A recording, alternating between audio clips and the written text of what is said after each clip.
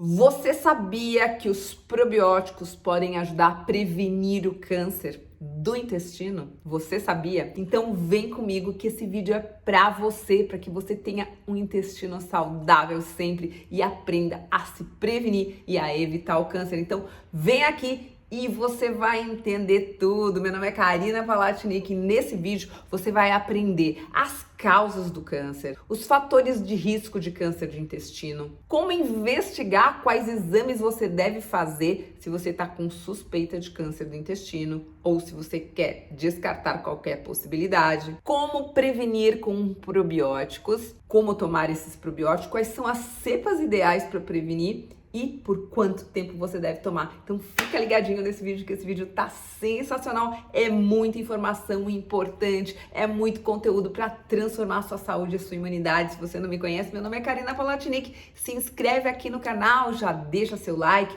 E para quem precisa saber dessa informação, você sabia que você pode compartilhar com essa flechinha que tem aqui embaixo? Você pode encaminhar no grupo de WhatsApp da sua família? Sensacional, não é verdade? A gente tem vídeos aqui 3 vezes por semana, então não perde essa oportunidade de se inscrever e saber tanta coisa bacana. Muitos estudos abrem novas possibilidades de tratamento na oncologia para o câncer. Olha só que legal! A doutora Deborah Neiman, do Instituto de Ciência Weizmann de Israel, estudou que a microbiota intestinal, que as bactérias do nosso intestino podem sim influenciar e prevenir o câncer. E sim, a alimentação é fundamental, é primordial para que essas bactérias boas sejam moduladas, estejam saudáveis, que a sua microbiota intestinal esteja equilibrada para que ajude a prevenir, evitar e tratar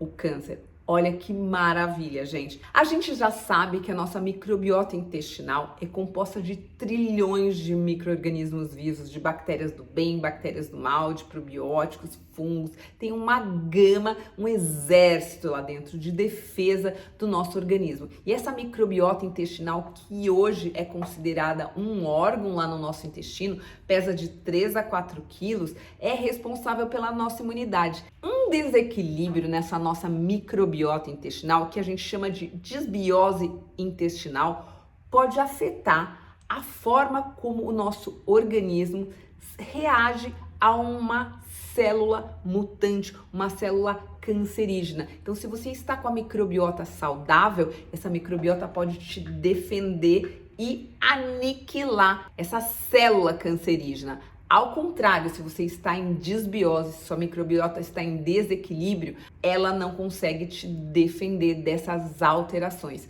Deu para entender? Então é por isso que é importante ter uma microbiota saudável, suplementar com os probióticos certos, com a alimentação correta. E quais são os fatores de risco que podem causar câncer?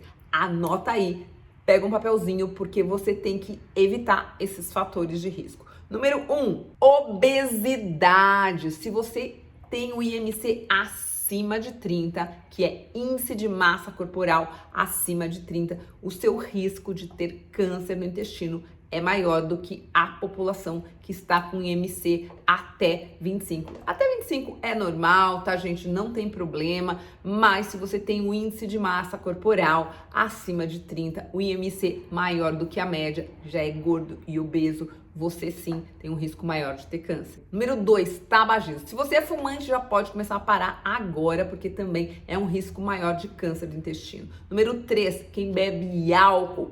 Álcool também é um disruptor importante de microbiota intestinal, ele desequilibra as bactérias boas, ele favorece o crescimento de bactérias ruins e de fungos lá no seu intestino. Então, evite consumir bebida alcoólica em exagero. Eventualmente, um drinkzinho numa festa, socialmente, é uma coisa. Outra coisa é quando você bebe todos os dias. Número 4, questão genética. Se você tem parentes próximos que tiveram câncer, você tem mais risco de ter câncer no intestino. Então precisa cuidar mais e ter mais atenção.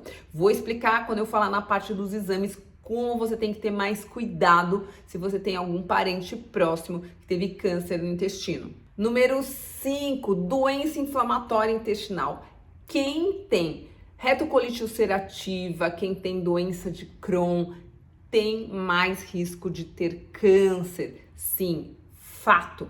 Isso não tem como, mas você consegue com a alimentação certa, modulando a microbiota, reduzir este risco. E sim, é possível modular a sua microbiota e ter remissão total de Crohn, retocolite ulcerativa. Sim, inclusive eu tenho um caso de uma aluna minha que fez o meu curso. Dá uma olhadinha aqui no depoimento dela. Ela tinha doença de Crohn há mais de 20 anos, morava em Boston, já tinha passado por todos os médicos, feito todos os tratamentos possíveis, ela já tinha sido desenganada, ela fez o meu curso, o meu protocolo e teve remissão total, constatado em colonoscopia. Ela ficou livre da doença de Crohn e, obviamente, do risco de um câncer de intestino. Olha que maravilha! Então, se você quiser saber como funciona esse protocolo, dá uma olhadinha aqui nesse vídeo e nesse curso que eu vou deixar aqui para vocês que aí querem saber como ter aí um intestino saudável sem o uso de remédio. Por último, obviamente, a alimentação é fundamental. Uma alimentação saudável é pela alimentação que você consegue modular e equilibrar a sua microbiota intestinal, favorecendo o crescimento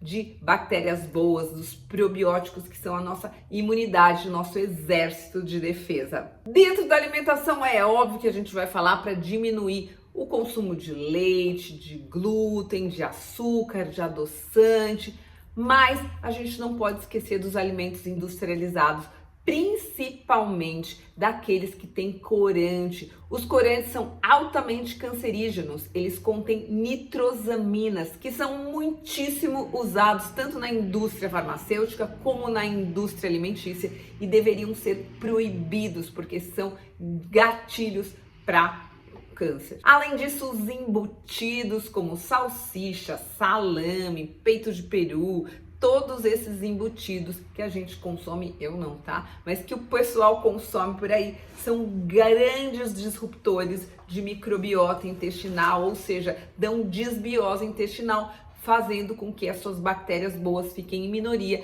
e as suas bactérias ruins cresçam, favorecendo o aparecimento de câncer. E muita gente vai me perguntar, Karina, e a carne tá liberada? Olha só, vamos falar aí da carne vermelha.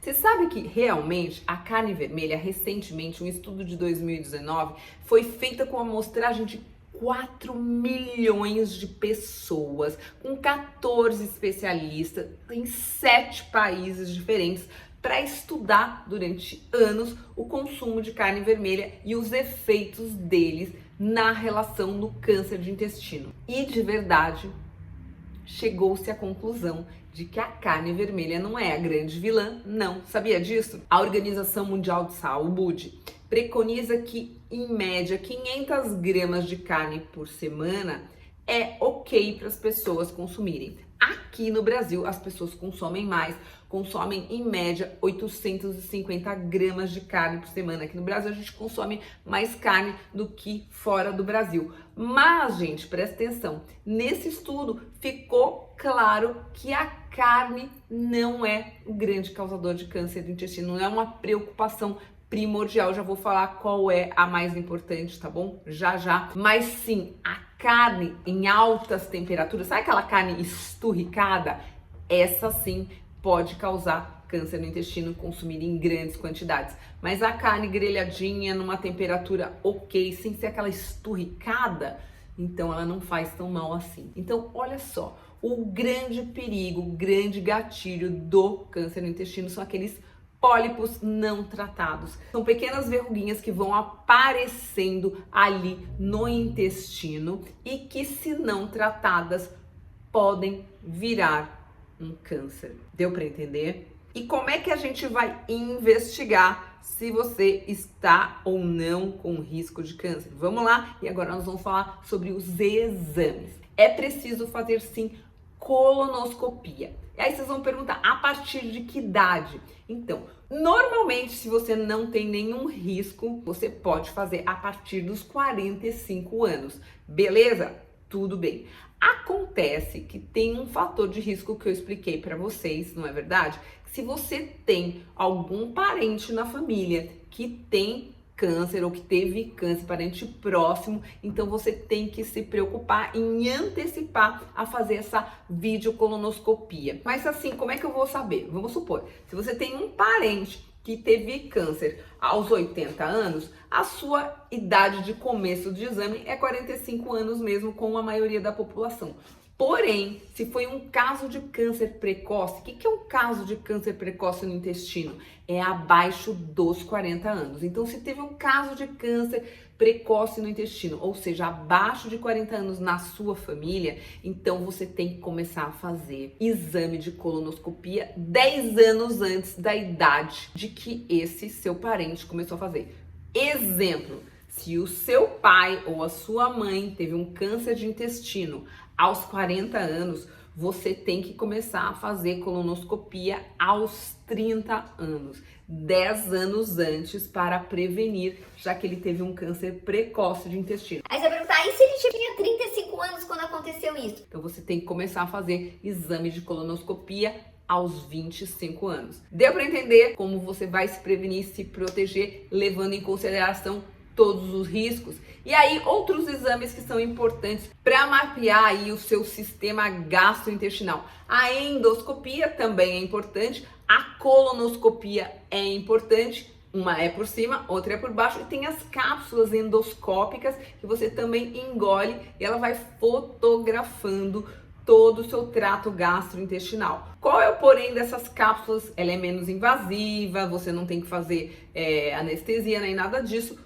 porém ela não consegue retirar esses pólipos, que são essas verruguinhas, são pequenos pólipos que correm o risco de virar câncer, porém durante a colonoscopia você consegue retirar esses pólipos, então você já faz o exame e já retira os pólipos, eliminando o risco disso se transformar num câncer. Ao passo que se você toma essa cápsula endoscópica, não é possível e às vezes passa batido, você não consegue visualizar alguns pólipos. Deu para entender? Mas é importante, se você tiver desconfiança, cobrir por todos os lados, por cima, por baixo, com uma colonoscopia, por uma endoscopia e por uma cápsula que vai viajar dentro do seu corpo e ser eliminada pelas fezes. Você vai me perguntar, e aí, Karina, onde é que entra o probiótico nessa história? Como eu falei para vocês no começo do vídeo, modular a microbiota intestinal é possível, ou seja, equilibrar a sua microbiota intestinal, acabando com a desbiose, tratando dessa desbiose com a alimentação correta, com os suplementos certos e com os probióticos certos,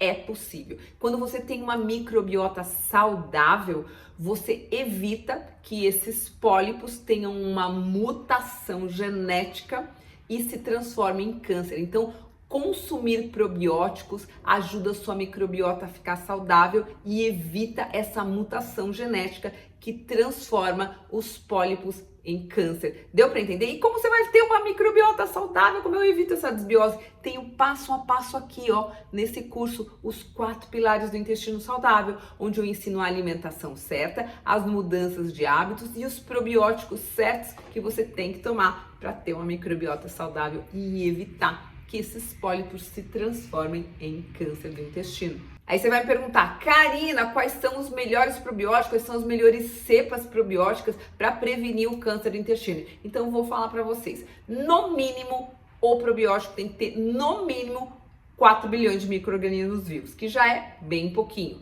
mas no mínimo isso. E as cepas probióticas que você tem que tomar, que são ótimas para prevenir o câncer do intestino, são Lactobacillus acidophilus, Lactobacillus paracasei, Bifidobacterium bifidum, Bifidobacterium lactis. Essa é a combinação certa para evitar a mutação do DNA pólipo para câncer. Isso pode mudar? Sim, gente, isso sempre muda. A gente está estudando a microbiota intestinal. A microbiota intestinal é uma novidade, as pessoas estão mergulhando nesse mundo recentemente. Sei que quando eu comecei a falar aqui no canal sobre microbiota intestinal, ninguém falava. Fui uma das primeiras a falar aqui no YouTube, ninguém falava. Então, assim, a gente tem mais de 3.000 tipos de bactérias no nosso intestino e a gente está apenas começando a estudar. Então, isso é o que se tem de informação hoje, mas óbvio, todo dia saem novidades, estudos novos que a gente vai aprendendo e vai aprimorando o nosso conhecimento. Então, gente, presta atenção no que eu vou falar. Aí você vai me perguntar, Karina, quantos dias eu tenho que tomar?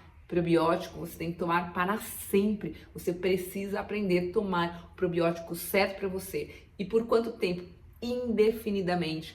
Tome probiótico todos os dias. Eu tomo probiótico todos os dias. Não esquece de olhar aqui nesse curso. Se você tem gases, inchaços, má digestão, refluxo, azia, intestino muito preso, intestino muito solto, significa que você pode ter uma desbiose intestinal instalada, que é um fator de risco para câncer do intestino. Então, corre para fazer esse curso, modular sobre microbiota e tratar. Lá tem tudo sobre probióticos. E o que a gente aprendeu nesse vídeo? Que suplementação com probióticos, sim, é fator protetor contra o câncer do intestino. Deu para entender? Então, se você gostou desse vídeo, deixa aqui seu like. Não esquece de compartilhar com todo mundo que precisa saber dessa informação tão importante. Um beijo grande no seu coração. Não esquece de deixar seu like e compartilhar com a família.